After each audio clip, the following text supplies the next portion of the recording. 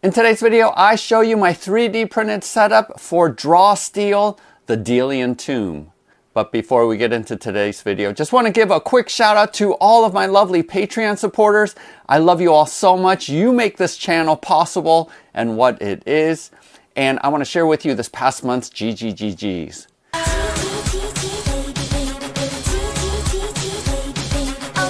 Each month, Bob the Beholder picks some of my Patreon supporters to receive gratitude gifts. And for this past month of August of 2025, Disruptive Machine, Cadis P, and Lewis R are receiving a copy PDF of the Delian tomb. Zach H, Michelle G, Bryce F, Maria G, and Thomas Box are receiving a pledge for the Expendable Collection from Second Dynasty. James J is receiving the Algo Laser Pixie.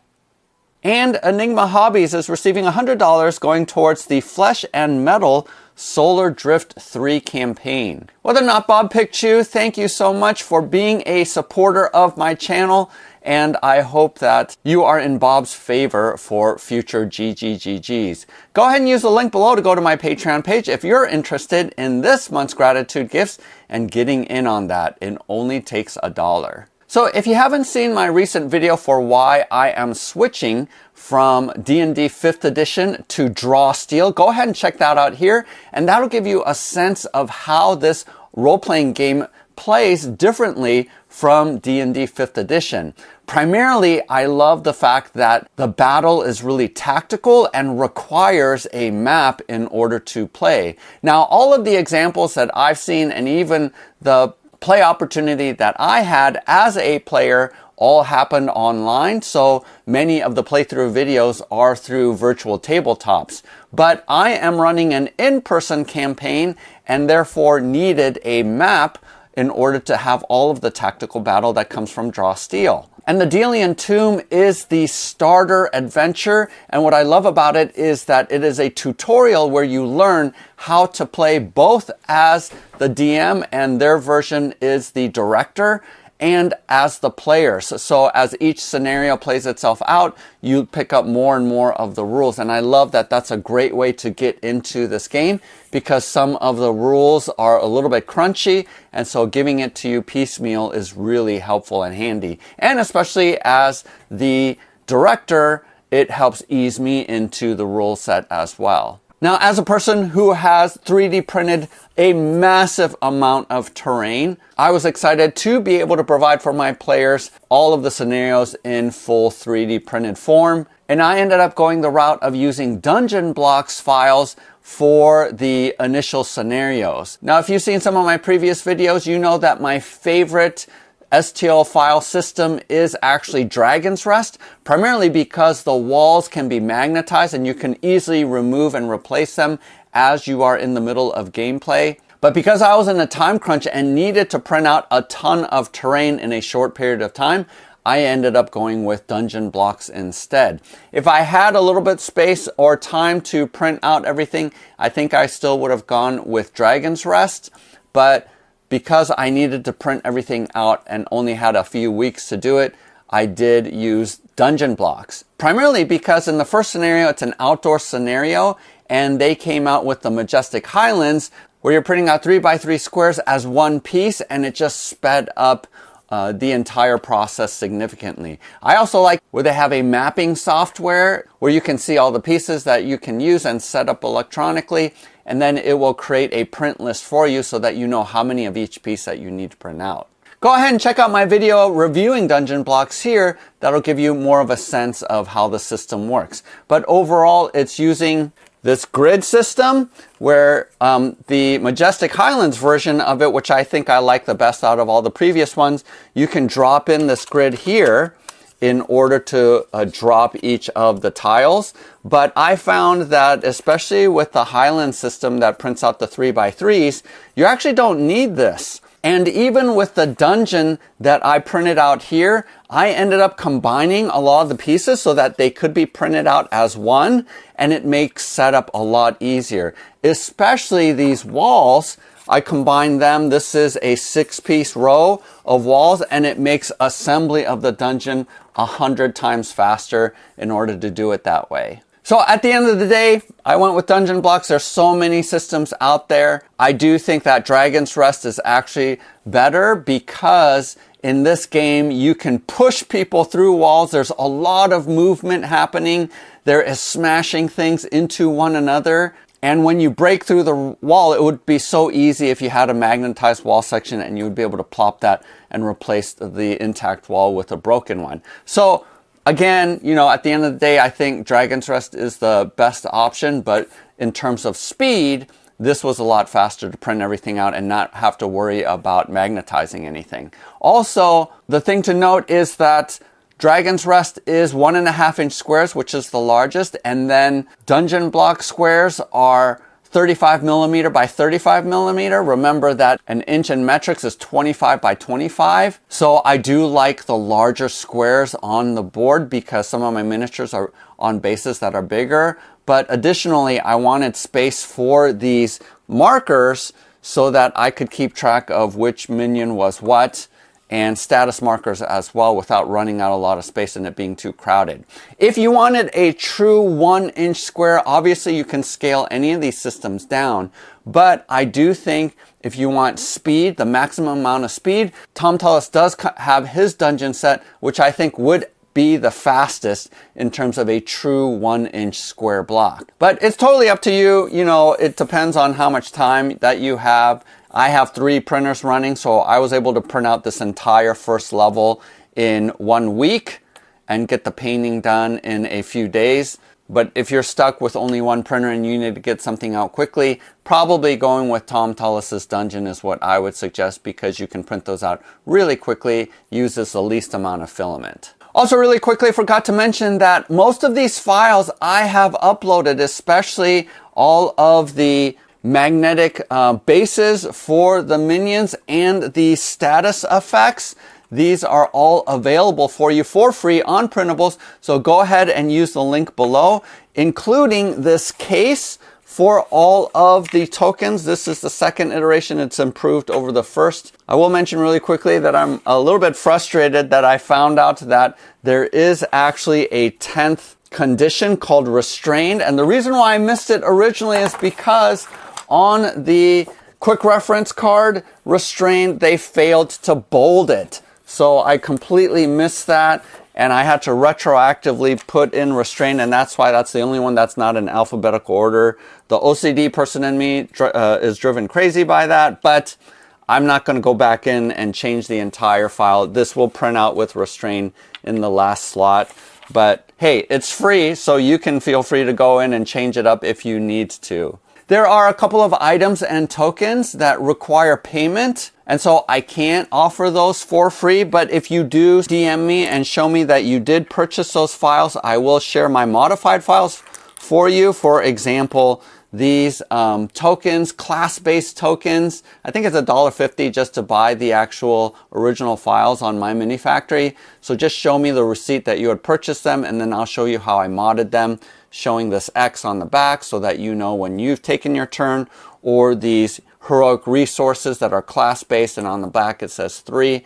Obviously, I used my multicolor AMS printer in order to have multicolor, but you don't need that. You can actually stop your monocolor printer at a certain height and then switch the filament in order to get these different colors. And I do provide links for any of the miniatures that I purchase on My Mini Factory if you want to go ahead and purchase them. I think there's just a few more days left of the summer sale where you can get up to 50% off of STL files. For example, all of the goblins from this set, because I had to print out a lot more for this first scenario, comes from Moonlight Miniatures. I think it was $20, but with the summer sale, I think it was 30% off. So now might be a good time to grab that while that sale is going on. Now I'm going to switch over to first-person camera mode, where I will walk you through first the outdoor adventure and then the first level of the Delian tomb. And obviously, spoiler alert, if you haven't played this yet and you are a player, it's going to spoil what's in the dungeon, how the scenario is run. And so I suggest pausing the video and first playing it before you go and see all of the things that's in the tomb. So this is the aftermath of our first session of Draw Steel, where we are going through the Delian tomb, which is a tutorial that teaches you how to play and slowly reveals more and more rules as you go along. And let me tell you first about the board, the 3D printed board. I went ahead and created more height than what is actually on the map, just because I wanted to experiment with different height levels that they had. So these are sort of the lowest height levels for regular hills, and then these are the taller ones. And then over there in that corner, I put in a waterfall just because I wanted water features. And to be perfectly honest, I've played this scenario twice. You don't need this much map. This is a ton of map because you only end up using about this much of space, of actual combat space.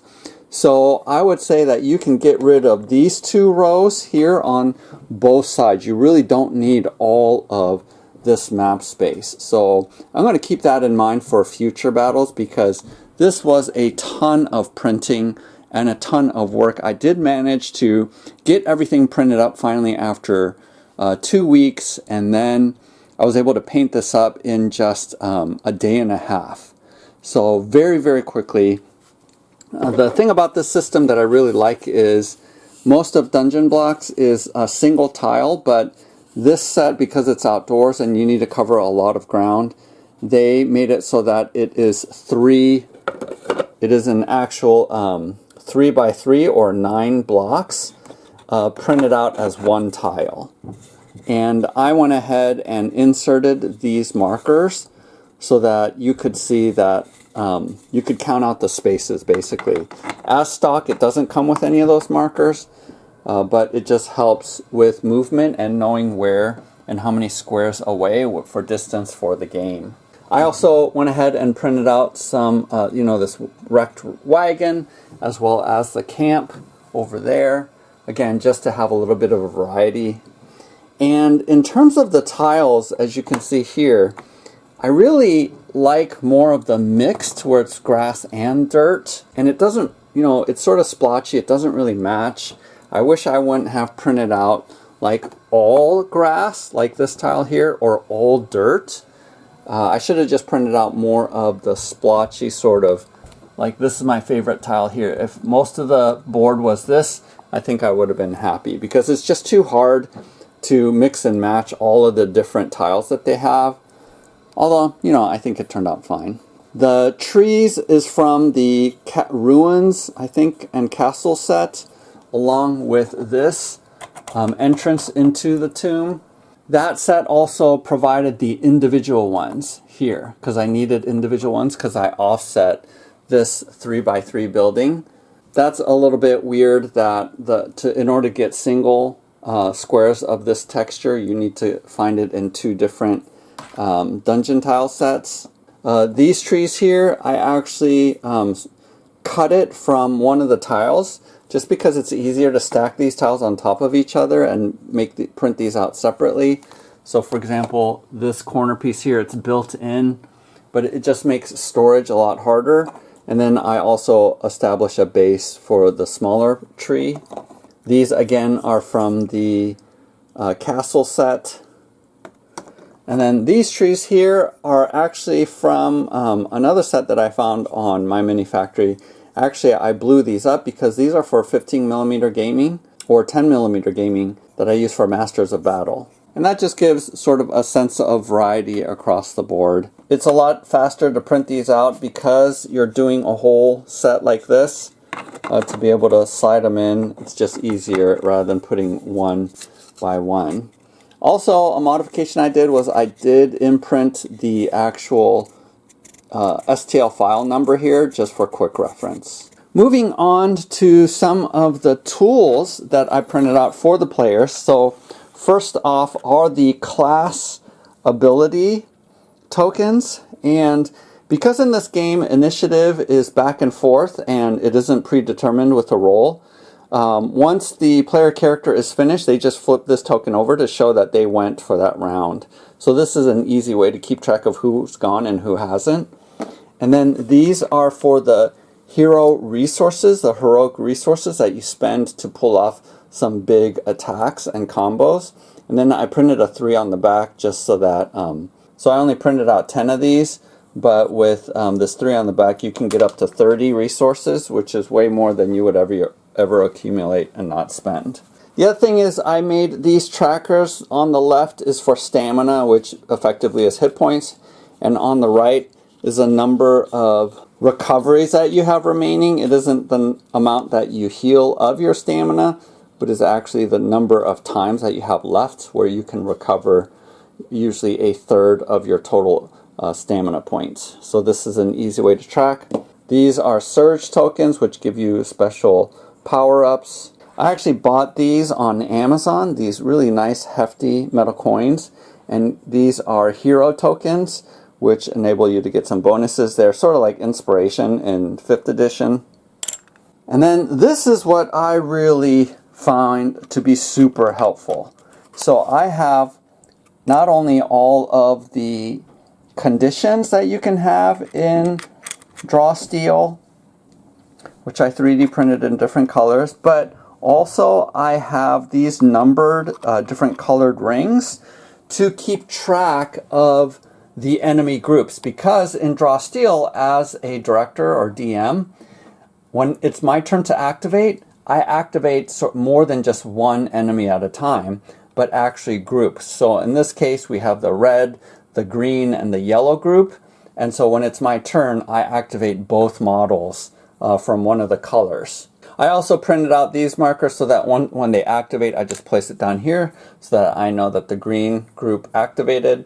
Here is red, and another one for yellow. And then it's numbered so that I can, on a sheet of paper, keep track of their stamina points or any other conditions that they might have. And the great thing about these is that there is a 3x2mm magnet, disc magnet in there that I put in there. And this is my 3D printed base with the 3mm magnet here. And so it just clips on really quickly here. I also made it so that it's push fit in case I'm using 25mm bases or 1-inch bases. It will actually click into place there. But the other thing that's super cool is all of these just clip on with the magnet. So all of the different statuses can be placed on here, and they can stack like so.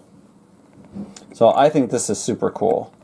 And then finally, this is just my malice points. I have 1 on one side and 5 on the other, and I collect malice and I spend those like the heroes use their heroic points. So overall, I had a ton of fun coming up with this system and being able to come up with all the player aids. It just makes tracking everything so much easier.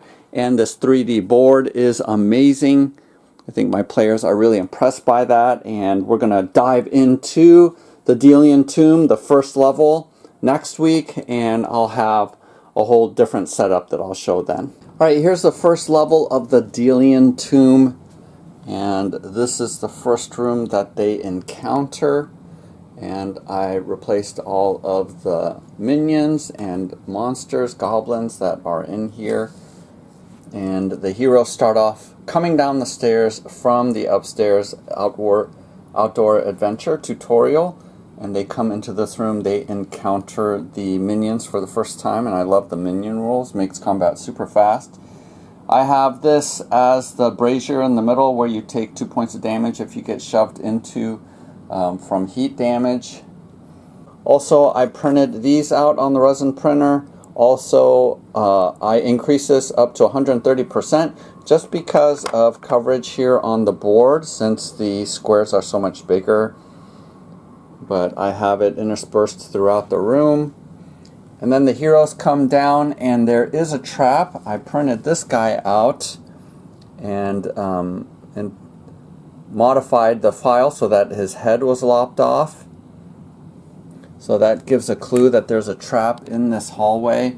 And I created these files so that you can just print them sideways like this, standing up. I did print these on my resin printer, but I did do a test on my FDM printer, and it prints out really nice and cleanly. Again, it prints sideways like this, and you can just simply put it down onto the map like this. Super easy to do that rather than pulling out the entire tile and putting it in there, so much more convenient.